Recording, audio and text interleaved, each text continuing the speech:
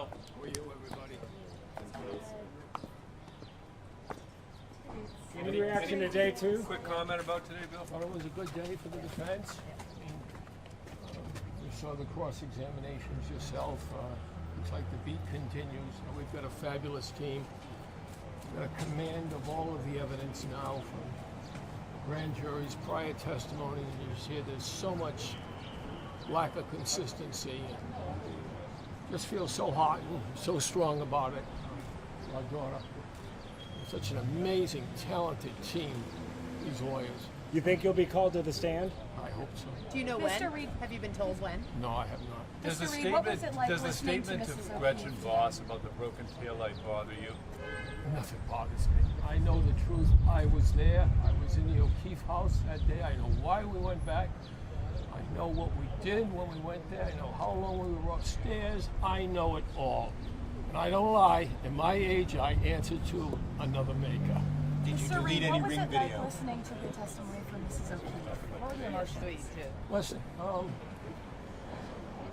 I want my daughter back. We want our daughter back. So I'm very sensitive to the pain the O'Keefes have suffered. I knew John O'Keefe well. I've been in his company several times. I've been at ball fields when his nephew was playing ball. So, you know, I know how much he was doing that guardianship for those kids. And I admired that incredibly. And so did our daughter. So, you know, it's not lost on us that the O'Keefe family has endured tremendous pain. You can't help but see what you saw today and hear it and not be empathized by it. I'm certainly, all right, sympathetic to that. I just give her space. Karen Reed is innocent. She's not responsible. There was no collision. None. And it'll be proven. And when you hear the testimony of any of these witnesses from the state, you see how they're buckling. Mr. Reed, when you were upstairs with the O'Keefes, did you delete any ring video? Of course not. I wouldn't know how. Of course not. He just about does this phone. It's serious. Did you get a look at when you looked at the jury at all compared to last time to this time? You notice anything different, or like do you think that they look like they're they're listening closer? What's the difference, I guess, this time? Different faces, different. That's all. But I think they're all purposeful, well intended, and it's difficult sitting. It's difficult for me sitting there.